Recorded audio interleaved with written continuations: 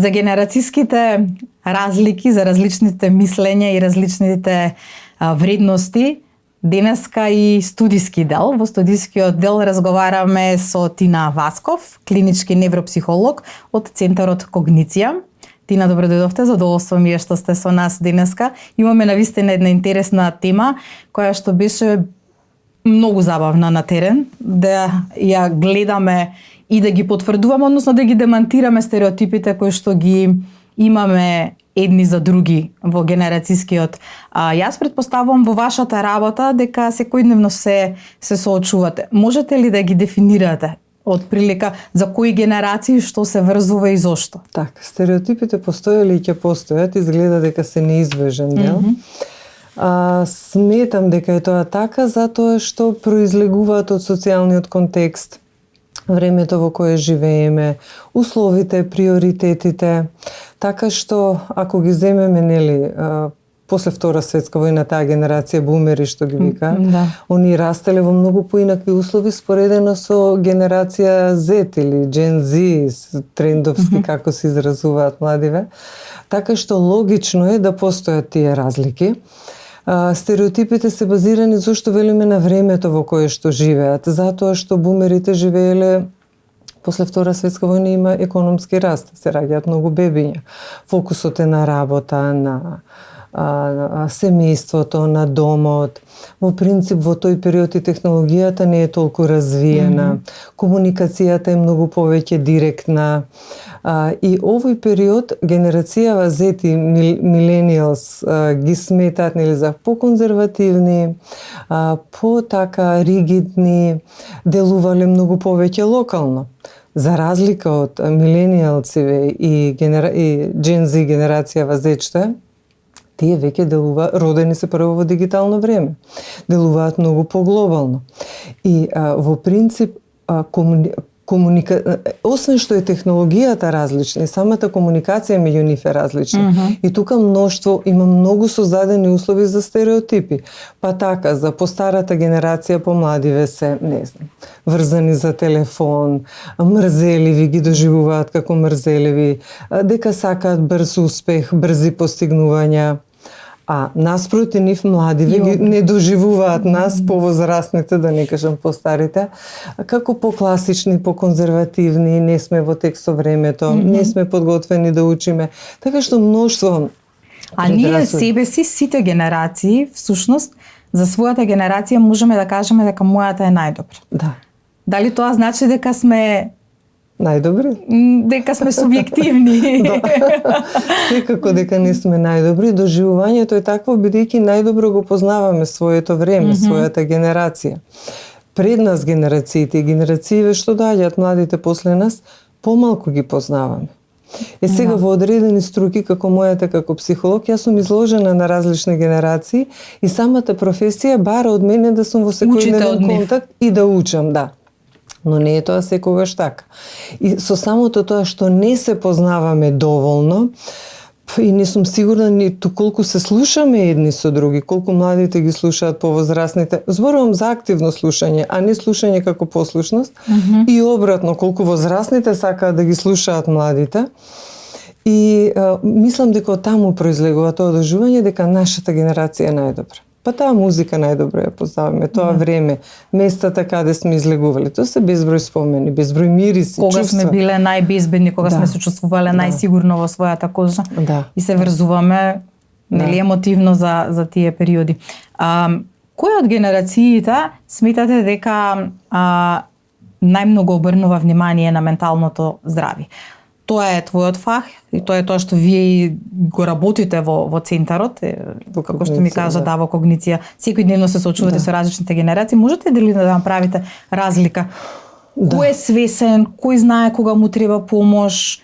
Во принцип, миленијалците почнуваат да имаат така еден по нагласен однос кон менталното здравје. Генерацијава Z, што е дефинитивно би рекла дека се најчувствителни, ама не чувствителни во негативна смисла.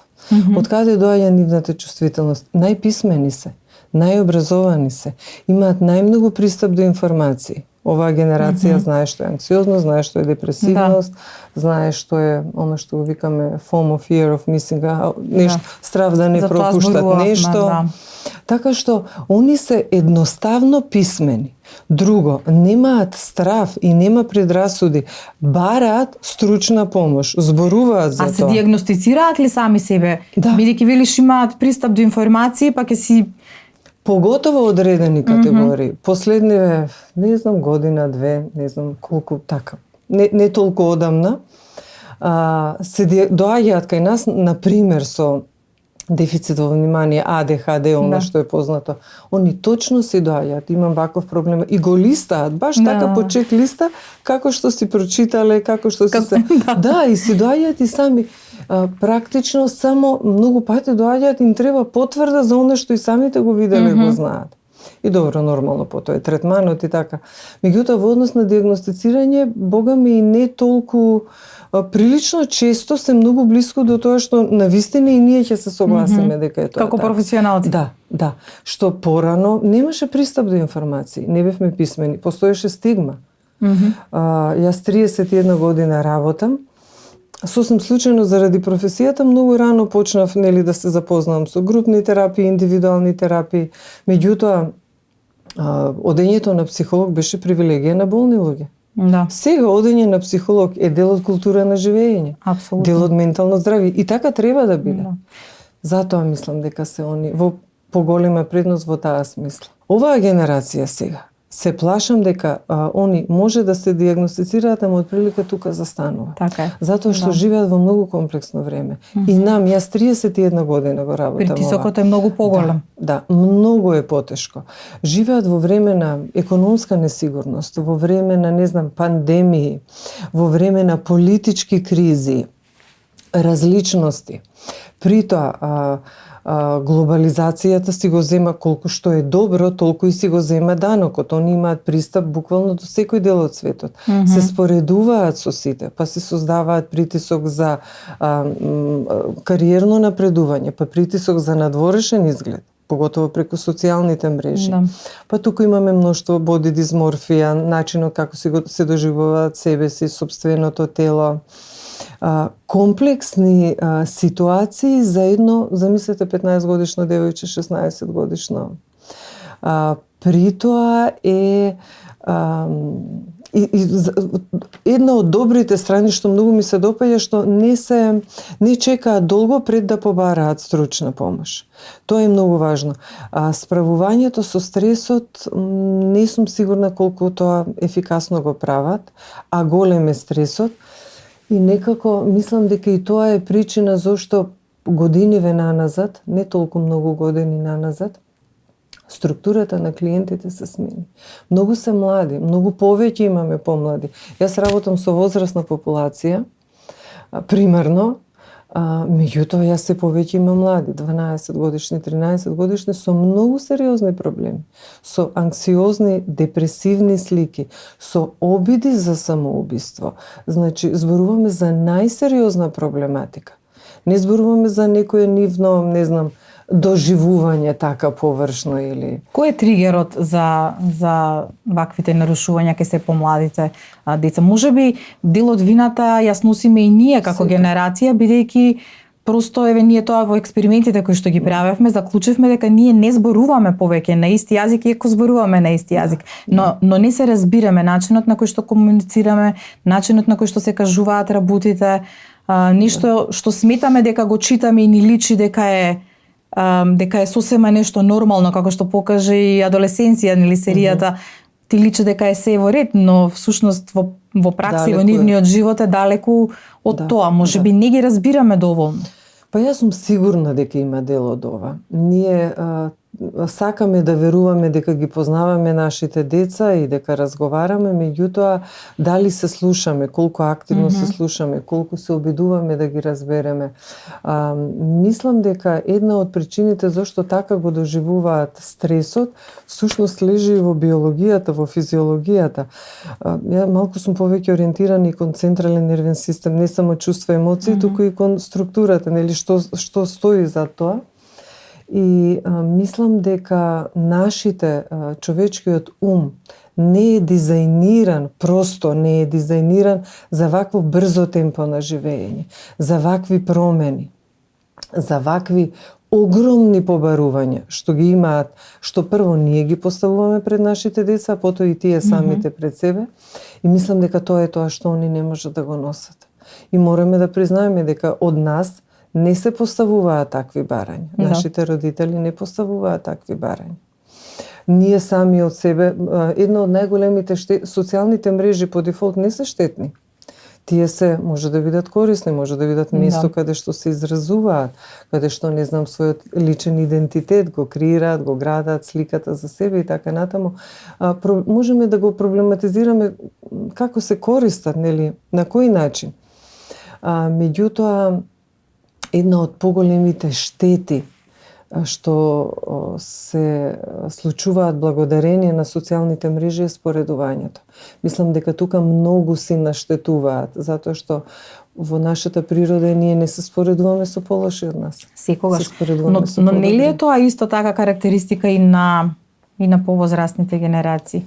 Би рекла дека дури и генерацијата на миленијалците, кои што сега треба да се во екот на своите работни перформанси, нели, каде што треба да воспостават некаков систем на work и life balance, меѓутоа гледаат во споредбите преку социјалните мрежи дека таму некој заработува многу повеќе или дека живее многу полуксузно или не знам, гледаат за некои неверојатни љубови, а фактот е дека прво ние како цивилизација, како човештво, ни е продолжен животниот век. Па некои од експертите ќе речат тоа што било на времето нормално за нашите родители, да речеме дека еднаш влегуваш во брак и тоа е заедница која што трае 30-40 години, сега со живот, но се живеело многу пократко, сега со животен век кој што може да оди до 80 години, просто е неверојатно со вакво темпо на живот, со таква отвореност и пристап од социјалните предизвиците се многу поголеми. Така што мислам дека пак е тоа моето субјективно мислење дека можеби и другите генерации се соочуваат со проблемот на споредба. Се споредуваме и ние. Меѓутоа, ели, каде јас ја гледам огромната разлика. Нас не станаа достапни, како и X генерација или овие бумериве што се. Оваа глобализација не фати, да кажам, не стаса во некоја поодмината фаза од животот. Нашите мозоци се веќе формирани. Детскиот мозок на 15-16 години нема завршено тој процес на миелинизација, тој процес да го кажам на формирање, завршува некаде околу 25-та, 6-та, 24-та година индивидуално. Сега они до 25-та година колку се дразби имаат, колку се имаат пристап до информации. И нивниот мозок практично не само што не е развиен, туку се развива под влијание на овие предизвици. И тука е проблемот најголем. Истите тие предизвици, кога они би ги имале по 25-та или 30-та година, како што нам би ги перципирале и многу поинаку, да. Нивото на предниот дел од мозокот, едноставно до 25-та година, а во предниот дел на мозокот се најзначајните функции од анализа, процесирање, антиципирање на проблем ситуации и така натаму. Тој се развива некаде околу 25-та година конечно. До тогаш, нивните реакции почнуваат и завршуваат во друг дел од мозокот каде што се емоциите. И затоа се всушност толку ранливи. И разликата е огромна. И затоа мислам дека се порано и порано страдаат од сериозни психолошки нарушувања. Многу сериозни. Како клетка, како заедница претрпува драматични промени. Да, и тоа не се промени кои што се случуваат во период од 40-50 години, тоа се интензивни промени, секоја нова деценија. Помалку се толерантни. Не знам дали е тоа добро или не е добро. Ќе кажеме дека некоја генерација што е наша Z генерација или бумерите предходно толерирале повеќе. Зошто велам не знам дали е тоа добро? Жената во тој период била економски многу позависна од својот партнер. вообичаено било, нели, се грижи за домот, семејството и ако она помисли да се отиде од дома, каде ќе оди, од што ќе живее? Може има работа, може би и не. Така. Живеалиште и така натаму. Значи, тука и тоа на некој начин во наводници го штитела семејството, а прашање е индивидуално што секој поминувал во тие заедници. Сега, денешните млади луѓе се многу посамостојни. И момчињата, а особено девојките. Значи, се самосвесни, самоодржливи се, не се подготвени да толерираат. Така што, велам, зошто велам, не знам дали ова предност или не. Затоа што, од една страна тоа е добро, им го дава чувството на слобода. Имам избор, значи не морам баш се да толерирам. Од друга страна, па со намалување на прагот на толеранција, кога тој избор завршува со конечно решение. Уметноста на живење во рамнотежата изгледа. Јас некако така, се повеќе се враќам кон таа филозофија дека убаво е се да имаме и да имаме слобода и да имаме избор, меѓутоа уметноста на живење е во рамнотежата. Понекогаш овој некој тренд на живење, нели, да побарување, кое што е многу нереалистично, дека јас морам да живеам, не знам, розов живот, да имам и ова, и ова, и ова, па пред да создадам семејство и да имам работа, и да имам живеалиште, и да имам... Не е тоа толку... Не е реалистично. Животот не е толку розов. Треба да се подготвиме дека животот има и разноразни, и стресови, и предизвици, и треба да ги учиме младите луѓе дека е убаво да сме малку толерантни на стрес, така од било кој тип. Тоа е на крај на ден здраво. Затоа што ако веднаш на првата, не знам, во првата животна ситуација во која треба да се соочиме со стрес, најлесно е да побегнеме, така? Градењето на семејство е многу комплексно. И трае во време. Одржувањето потоп, најлесно е стапување во брак. Да, тука и прашањето така и на одговорноста и на лојалноста и кон семејството и кон партнерот. Да, тоа е исто изменето, критериумите се изменети. Но повторно, или барем сакам да верувам дека правите вредности се сепак прави вредности. Тука мислам на семејство, на дом. Да. Или сакам да верувам. Кажа пред малку треба да ги научиме. Што ние можеме да научиме од нив? Бидејќи оваа трка по совршениот живот, односно по сликата на совршениот живот, не е само трка која што е карактеристична за младите генерации, за Z или за сега новите, како ќе се викаат алфа. Да.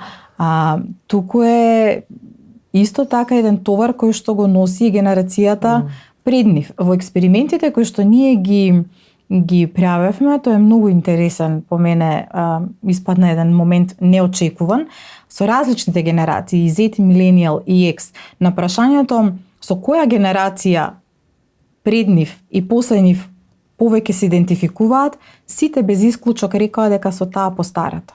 Да, баш убаво. Што ние учиме од нив? Па многу работи всушност можеме да научиме од нив. Она што мене ми се допаѓа кај новата генерација, што многу помалку толерираат аномалии кои што мораме да признаеме нашава генерација и пред нас ги толериравме. Толериравме сексизам, толериравме расизам, толериравме многу други општествени аномалии. Не сме ги ни препознавале. Мислам, не ги препознавале. Или некако беше, не знам, забрането да се зборува. Младиве го зборуваат тоа, го препознаваат, прифаќаат различности. Ако нешто ми се допаѓа кај овие генерации, тоа е прифаќање на различности. Толеранција на различни и дека тоа е окей. Тоа е нешто што јас мислам дека е едно од поголемите придобивки. Отворено зборување за работите. Потоа нешто што ми се допаѓа кај нив, а никако кај себе да го стасам тоа ниво, а навистина се трудам, таа некоја флексибилност што ја имаат. И во однос на работа, во однос на кариера, професија, па не толерираат шефови. Како што нас буквално не малтретирале. Мобинг. Така, да. Не го толерираат тоа, ќе сменат од една работа на друга работа додека да се најдат себе си. Може предпоставениот да им биде не се плашат од промени. Да. Ама не може да им биде шеф кој што не знам таму ги, ги малтретира на различен начин. Така што многу придобивки има и многу работи можеме да научиме од нив. Потоа таа флексибилност во однос на работно време. Па јас нема да заборам првото моје вработување на психијатрија. Работното време ми почнуваше во 6 часот и 30 минути, јас требаше да бидам на клиника за психијатрија. Па не е природно да се стане во 5, да се подготви, немавме коли тогаш, одевме со автобус. Да. Они сега не го толерираат тоа. Па работат од дома, нели, па работат онлайн, па имаат, не знам, хибридни варијанти, така што таа некоја флексибилност е убава. Убава. Но повторно ќе кажам, работејќи со повозрасни и со помлади, се повеќе сакам да верувам дека уметноста на живење во секој аспект, и општествен, и професионален, и во улога на родител, мислам дека е филозофијата е во рамнотежата, во балансот. Може ли да направиме компарација за различни генерации во различни географски подрачја? Сигурно дека има разлика.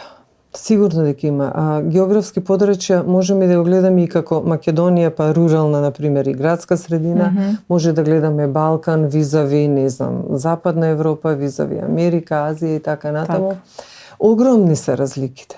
Зошто? Затоа што луѓето во различни средини живеат во различни услови, различни околности, различни потреби имаат, кои што ги дефинираат, имаат различни приоритети. И следствено на тоа и она кон што се стремат е различно. Така? Да кажеме, ако вие живеете, не знам, ако сте родени, иако јас не сум ни била во Холивуд, ама еве, ќе си дозволам да го коментирам, во една средина каде што има, не знам, се расте со луксус, со раскош, со успехот се мери преку материјални добра, преку богатство. И таму во тие средини критериумите за успех се токму тоа. Но, ако сте вие, не знам, од Непал, мене тие средини ми се поблиски, планини и така натаму, критериумот за успех е сосема поинаков. Така? Таму е како да се прехранат, нели, како да обезбедат за своето семејство основни екзистенцијални потреби да им се, нели, да ги обличат, да им биде топло и така натаму. Потоа, иако ја земеме ние Македонија како нешто што може би нас не е од поголем интерес, рурална средина и градска средина многу различно се живее. Така, темпото во градот, прво овде е во Скопје ако живеете, прво е неопходно да имате возило. Не може кај да стасате, нема градски превоз или има дискутабилен, каков е и така натаму. Потоа, работа, кариера, тоа е тоа кон што се стремиме, нели? Па, додека пак во руралните средини, темпото на живот е многу побавно. Да, многу побавно. Таму можете вие да уживате во изгреј сонце наутро, може да гледате пеперутка како лета. Овде од Сабајле не знам кој крај да го фатам за да стасам. И ова, и нели, и на снимање. Но младите генерации и во руралните средини предпоставувам дека се угледуваат и сакаат да живеат во град, па дури и како Скопје. Да. Ние од Скопје сакаме да живееме во град каков што е, не знам, Лондон, Париз, Милано, Њујорк. Тие од Њујорк може би сакаат да живеат на Флорида, тамо каде што и животот е поспор, а сепак имаат доволно средства. Не знам, тие од Флорида може би сакаат да живеат во Азија, каде што има други можности. Да, сега, духовноста е на високо ниво и животот може да биде и поспор доколку се најде. И тоа ми сметам... Бараме ли секогаш нешто што немаме? Да, природно е тоа. Така, ама кога завршува таа потрага? Кога човек ќе одлучи да ја заврши. Кога човек ќе одлучи. Технички никогаш не завршува, природно е човек да е љубопитен, да се стреми, да открива, да осознава ново и нема ништо поубаво од тоа. Но доаѓаме до точка каде што човек ќе се умори од создавање или од запознавање нови нешта и одлучува дека му е потребен мир. така, па ќе се земе, не знам, во одреден период од животот. Имаме многу примери каде што од градски средини се префрлиле во рурални и живеат базично. Тоа не значи дека нивниот квалитет на живот е полош, само е поразличен. Прашањето е колку сме подготвени да се откажеме од тоа што го имаме во моментот. Бидејќи исто така едно од заклучоците кои што ги извадивме после нашите експерименти во разговорите со членовите на фокус групите беше дека познавајќи го се во ова, животот каков што е сега, светот со сите своји можности што не ги дава, особено во технолошка смисла, не можат да го замислат враќањето назад. Кога и како да стигнеме до границата во која што ќе бидеме задоволни и со тоа што го имаме, но и со тоа што знаеме дека никогаш нема да го имаме. И тоа е многу индивидуално. Убаво би било кога би постоело прирачник за тоа, ама не. Секој од нас си ја поставува границата кога ми е мене доволно. Јас најдобро знам за себе, секој за себе знае најдобро. И тоа е точката кога ставаме граници и велиме, окей, мене ова, поготово во однос на технологијата или затоа што тоа е нешто што е во постојан развој. И ќе станува се подинамично, така. Апсолутно е така, но ако еден млад човек роден во дигитално време, така, каде што технологијата, социјалните мрежи, тоа е свет во кој што младите луѓе постојат, значи тоа за нив не е само алатка за работа технологијата, тоа е свет на постоење. Кога би се откажале? Веројатно многу подоцна отколку што би се откажала јас. Бидејќи јас знам како е да се живее без технологија и не ми представува никаква посебна фрустрација всушност. Но дали би се откажала од струја како придобивка, нели, пошто сум родена во време кога имало и сум навикната, веќе тоа би ми било многу потешко. И мислам дека е индивидуално. Во принцип човек тешко се откажува она на што е навикнат, со што живеел. Полесно ќе се откажеме ако е тоа некоја придобивка стекната во животот подоцна, нели?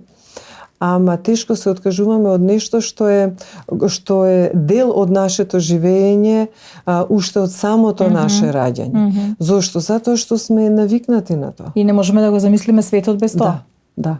Но има една интересна ситуација од пред некој ден, значи во една комуникација во која што сме различни генерации во групата, која што се случува на социјална мрежа, значи ова е мое лично искуство, ние повозрастните, значи Gen X и Millennials, одговоривме веднаш на пораката, например, на не знам, некое прашање беше. И одговоривме веднаш, но ги чекаме младите. И после некој време нас ни доаѓа, нели, као, ајде, кажете. Коментарот беше, леле, вие старите сте цело време на социјални мрежи. Што од една страна можеби и нас ни беше смешно како отворање на очи буквално, затоа што сме го немале, а сега ги уживаме придобивките, но не знаеме за стоп. Не знаеме и сами толку ни е нова играчка. А кај нив свесноста за тоа што им подразбирам, меѓутоа ги знаат и негативните страни, дури нивната свесност за тоа ме изненади на вистина и си реков, леле, на вистина ние сме заробеници на технологијата, а таа ќе станува се подинамична и ќе станува се побрза, бидејќи наназад кога ќе се вратиме, сите овие разлики во генерациите не е нешто што е настанато во период од 100 години или 200 години, тоа се само 20-30 години на драматичен напредок и развој на технологијата. Како да работиме на себе, сите ние генерации, прво да се разбереме и второ да си поставиме стоп знак. Значи не можеме, кажавме тоа да го генерализираме, многу е индивидуално, ама чувството дека и ова го имам, и оваа апликација, и овие можности, и ова све ми помага и во работа, и во живење, и во вежбање, и во исхрана. Ако за нешто ми требало порано 100 луѓе да прашам, сега ми е доволно само една апликација да го поставам вистинското прашање. Да, и затоа е тешко да се откаже. Во принцип, како да се разбереме, мислам дека е важно, поготово со оваа Gen Z, прво да се слушаме. Многу е важно да се слушаме. Мислам дека не се слушаме активно. Се уште имаме некакви блокирани сме од предрасуди и ние за нив и тие за нас. не знам, сакаме да веруваме дека они сакаат, не знам, брз успех, брзи постигнувања, површни дека се мрзеливи и така натаму. И сега со вакви предрасуди во нашите глави, некако кога нешто се обидуваат да ни кажат како да не ги сваќаме и не ги дофаќаме баш сериозно. Од друга страна, они имаат мислење за нас дека сме конзервативни, застарени во своите сваќања и така натаму. Првиот чекор би рекла дека е разбирање и прифаќање на различности. Мислам дека на младите им е полесно да ги прифатат различностите, отколку што им е тоа на повозрасните. Значи, нас прво ни треба и системот на неосудување, односно на... Да. Кај нив е тоа, они се во таа смисла многу пофлексибилни, многу ослободени. Многу поотворен ум. Во таа смисла нема осудување. Во тој некој аспект. Иако во некој друг аспект. Многу се меѓу себе така и критични, остри и директни. Директни, да. Затоа велам, се има и добри и лоши страни. Дали можеме да кажеме која генерација, со оглед на тоа дека сите ние за себе викаме во наше време, беше подобро, се живееше подобро и така натаму. Која генерација во суштина е најсреќна? Се зависи како го дефинираме концептот среќа. Различни работи не прават среќни. Јас би тргнала од кој критериум јас би го земала. Ова е веќе личен критериум, бидејќи не постои универзален критериум. Ако е среќата, задоволството, ако критериум го земеме менталното здравје, мирот, спокојот, ако гледаме така, тогаш мислам дека под најголем ризик е генерацијава Z, најмладава, односно еве алфа, ако е поновата, да кажеме помладиве. Помладиве генерации, мислам дека се под највисок ризик, затоа што технички они живеат во најнесигурно време. Во многу несигурно време. И од таму тие анксиозности, депресивности, проблем со фокус, внимание, концентрација. Така што ако здравието ментално го земаме како критериум за среќа, мислам дека се они под највисок ризик. Но ако критериум за среќа ја земаме благосостојбата, материјалните добра, тогаш миленијалците и веројатно и генерацијата Z, они живеат барем во технолошки најразвиено време, во таа смисла една благосостојба. За разлика од бумерите или ние што сме X генерација, ние сме живееле со многу помалку материјални добра или поизедначени, или не сме имале такви привилегии да, не знам, во пето деление да можам да го видам, не знам, Малдиви или поима немам каде, ние и да го заборавиш до седмо. Да, баш така. Така што се зависи што земаме како критериум за среќа. И тој критериум за среќа е многу личен. Зависи од личните искуства. Ако некој доживеал губиток, критериум за среќа му е сите да се живи и здрави. Така. Ако некој доживеал да има па да нема. Значи се зависи од личните искуства. Многу индивидуално. Или барем јас така сакам да гледам. Очигледно дека најпаметното е да учиме едни од други, но да учиме и за позитивните и за негативните работи. Позитивните да ги мултиплицираме, негативните доколку можеме да ги избегнеме. Тина, ти благодарам за убавиот разговор и ти благодарам што ја отвораме оваа сезона на Реалити чек токму со оваа тема. Јас благодарам и ќе ми биде задоволство да дадам поддршка секогаш на вака специфични теми и на младите посебно. Некако го сметам, сакам да верувам дека ова некој придонес да се разбереме подобро. Се надевам. Се надевам, вратите се отворени. Да.